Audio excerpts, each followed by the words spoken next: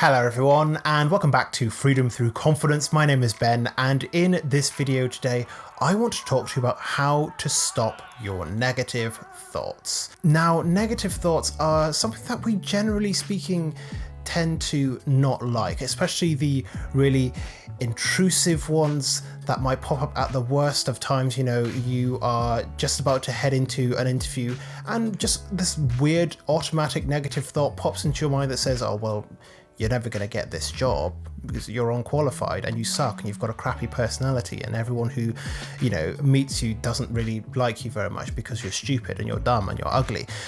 Like these thoughts kind of pop into our mind from time to time, and I'll be honest, yeah, they suck. I get them. Everyone gets them.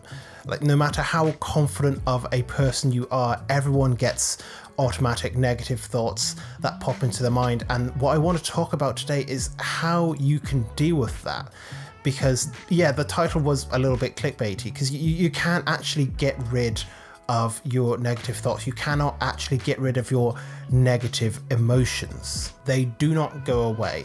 Most of the time, they're completely automatic. You are not in control of them. As I've said on this channel before, you've kind of got two types of thoughts. You've got the automatic kind that are just randomly generated by your brain and you have zero control over them. Like when you're falling asleep at night, you know, you're just about to nod off and your brain reminds you of that one time that you went up to give a presentation in school and somebody shifted their chair and it sounded like, you know, you farted, but it wasn't. It was the chair that moved, and you feel really, really embarrassed by that, even though it was 20 years ago. You know, these thoughts that pop into your mind at like 11 o'clock at night when you're trying desperately to get to bed. These are automatic thoughts. You're not in control of them. Then the other type of thoughts you have are you know, it's your judgments, it's your observations of the thoughts that are arising within your mind. It's the difference between, you know, the thinking mind and the observing mind. You are the observing mind, but too often these negative thoughts pop up in our mind and we assume that that's us, you know, that we are speaking to ourselves when we're not actually doing that. That's just random neurons bouncing against each other. So, what is the solution to dealing with your negative thoughts? Well, there's a lot of solutions. My favorite one is mindfulness. This is something that I've been practicing for quite some time. I tried formal meditation, it just didn't really work for me. I find mindfulness is a little bit easier because it's unstructured. You can literally do it at any time of the day. At the moment, I have got it on my Fitbit watch, which I'm not wearing at the moment because the strap is itchy and I need to get a new one. But it reminds me every single day to, you know, just practice a little bit of mindfulness. And it's dead simple. You know, I just scroll to that app on the watch and I press start and that's it.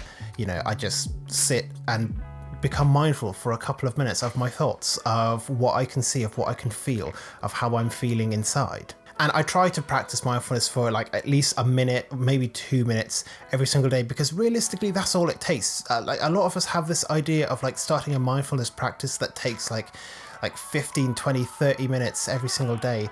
And it's not necessary. You can just, like, these things don't take too much time. You can spend like however much time that you have. If you've only got a minute, then only do a minute. Otherwise it becomes this like really a restricted exercise that you can only do when you have like the privilege of, you know, a bunch of free time on your hands consistently, which most of us don't have because we all work and we all have things like families and social lives to deal with. We can't, you know, spend all of our time outside meditating on a rock. So how mindfulness works is that it helps you to differentiate between what your thoughts are and who you are.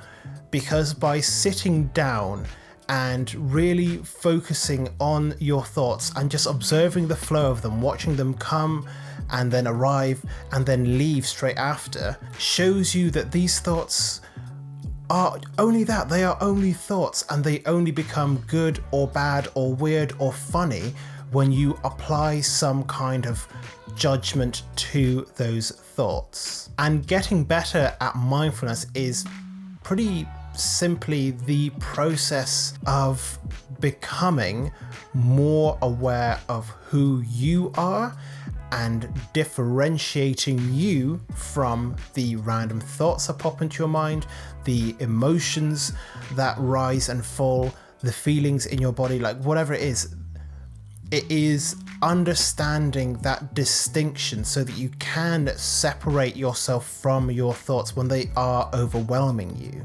You can take a step back, like in your own mind, and remind yourself these thoughts aren't me, because I can't be at the same time the person seeing those thoughts and also the person, you know, constantly generating them. That would be exhausting, and let's be honest, you suck at multitasking anyway. What makes you think you could do it then? But jokes aside, mindfulness is all about failure, to me at least. Like my understanding of mindfulness is it's all about failure.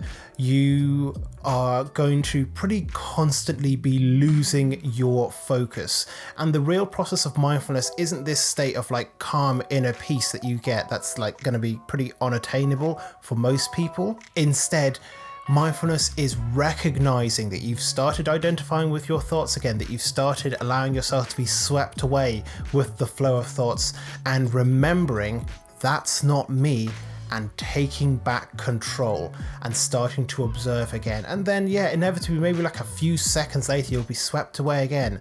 And then you have to remind yourself again, that's not me, and come back. I don't really know if it is possible for a person to become like super, like entirely enlightened without having to spend like 30 or 40 years in a monastery, because that sounds like it sucks and it sounds pretty boring. But what most people like you, like me, can do is we can focus on getting a little bit better. You know, that gap between losing focus and then remembering that our thoughts aren't us and not allowing ourselves to be swept away. Maybe that gap slowly grows over time. So whereas at the beginning you would lose focus within like a few seconds, maybe a little bit further down the line it takes you like a full minute before you start to lose focus, like on average.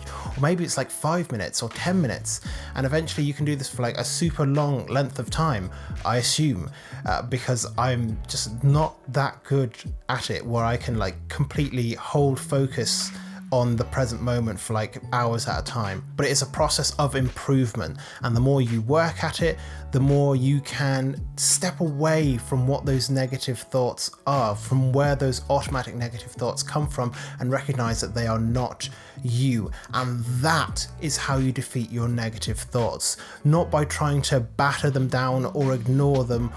You beat them, you defeat those negative thoughts by recognizing that those thoughts aren't you. So I hope this will encourage you to start your own practice of mindfulness. Remember, it doesn't have to be this super formal thing. Like I said, I only do it like 1 or 2 minutes a day, and I've got it set up so my watch reminds me. You can set it up on your phone to remind you. You can put a post-it note on the fridge. You can do whatever it takes, and just spend that time finding that distinction between your thinking mind and your observing mind, who you truly are.